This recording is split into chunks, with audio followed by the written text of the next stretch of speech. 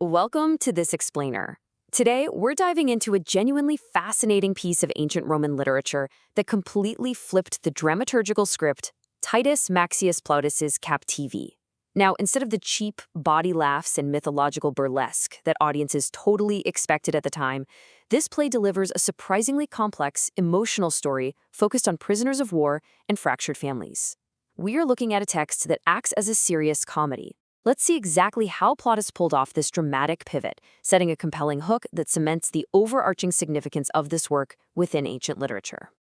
Real quick, here is our roadmap for today. We'll start with the introduction and thematic thesis, look at the historical and cultural context, dive into the literary composition and style, explore the ethical and philosophical framework, trace the dialectical progression and character arcs, and finish up with the play's transmission and enduring legacy. All right, moving right into Section 1, Introduction and Thematic Thesis. Unlike the rest of the Plautine canon that heavily relies on trickery and standard pleasantry, Captivia uniquely demands deep, personal, emotional investment from its audience. The architectural genre of this text is the fabula palliata, a Roman adaptation of a Greek new comedy original. But what makes this so special is its remarkably preserved textual integrity.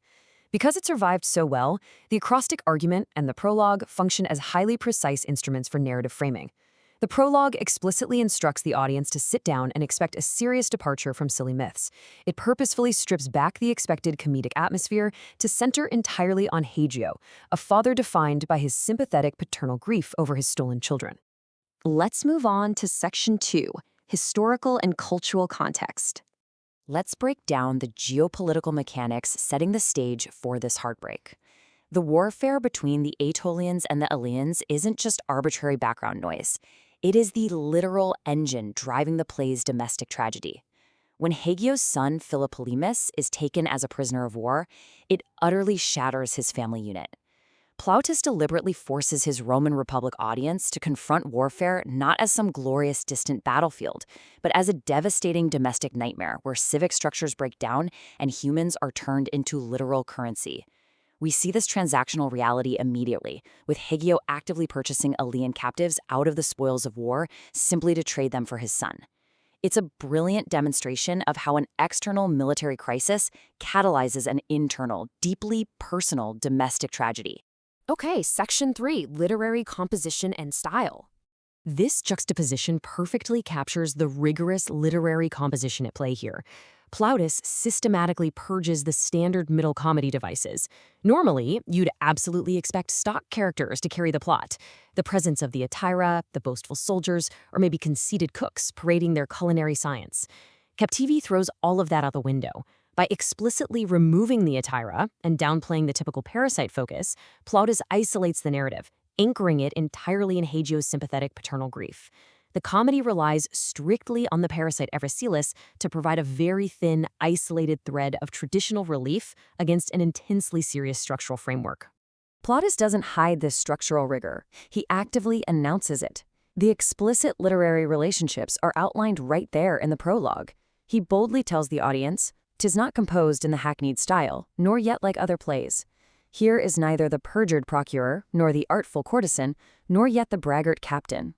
These are direct dramaturgical instructions regarding the play's intentional subversion of the genre. It's a revolution happening in real time on stage, demanding the audience step up, abandon the mythological burlesque, and engage with a raw, unmitigated domestic reality. Which brings us to Section 4, Ethical and Philosophical Framework. The real analytical magic of the play lies in the rigorous ethical paradigm championed within the work itself. It completely subverts what Roman audiences expected regarding social rank. We are presented with an intense focus strictly on familial duty, the ethics of noble service, and the psychological tension of Grecian trust. By watching Tyndarus, legally a slave, demonstrate an unwavering, terrifying level of loyalty to his master, the text forces a reevaluation of inherent virtue. It suggests that true nobility transcends rigid societal labels, measuring the horrific human consequences of warfare through the destruction and revelation of inherent human identity. To properly evaluate this distinct ethical framework, we have to look at the specific legal mechanics grounding Tyndarus' noble service. The Roman legal concept of peculium is central to understanding this dynamic. Tyndarus was given as a private slave to Philogrades when they were merely children. Their bond radically transcends mere legal ownership. They basically grew up as equals. So when Tyndareus operates on an ethical framework that elevates intrinsic loyalty above his own self-preservation, he completely subverts the expected master-slave dynamic. The legal mechanism of peculium serves as the foundation for a profound moral statement about servitude and loyalty.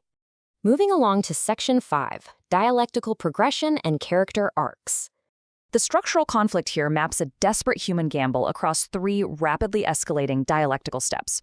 First, we have the identity swap, where Philocrates and Tyndareus execute a daring exchange of names and garments to secure Philocrates' escape. Second is the discovery.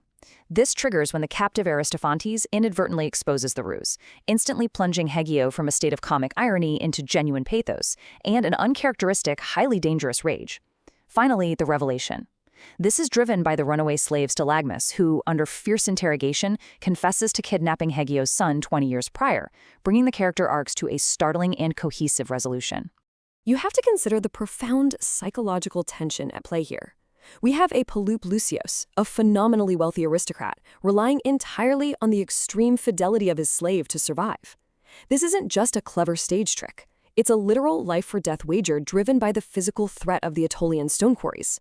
When Hegio realizes he's been duped, he sentences Tyndareus to this brutal, often fatal punishment. That looming threat provides a terrifying momentum to the narrative. It makes the profound realization of Tyndareus' nobility and his willingness to endure agonizing punishment for his master absolutely central to the play's psychological impact. And finally, Section 6, Transmission and Enduring Legacy. When we look at the text's enduring legacy, it is largely defined by the sophisticated structural rigor. In fact, Gotthold Ephraim Lessing presented an incredibly high assessment of the work, famously calling Captivi the most perfect play ever produced for the stage. That singular emotional arc stands as a definitive triumph over bawdy farce. By purposefully stripping away those cheap comedic distractions, Plautus isolated the core ethical bonds between father and son and master and slave, forcing a purely dramatic, rigorous engagement with the source material that resonated through centuries of literary criticism. The physical survival of this text is just as remarkable as its structure. While other ancient works, like the missing sections of Amphitryon, suffered the ravages of time, Captivi maintains a remarkably preserved textual integrity. This uncorrupted state allowed its classical rigor to profoundly influence Western literature, notably shaping the comedies of Ben Jonson. Ultimately, Plautus leaves us with a brilliant subversion of social rank within a secular, ancient context. It forces us to ask, does true nobility derive from your legally defined status, or is it forged in the grueling sacrificial crucible of service? It's a conceptual motif that fundamentally challenges modern dramaturgical architecture to this day.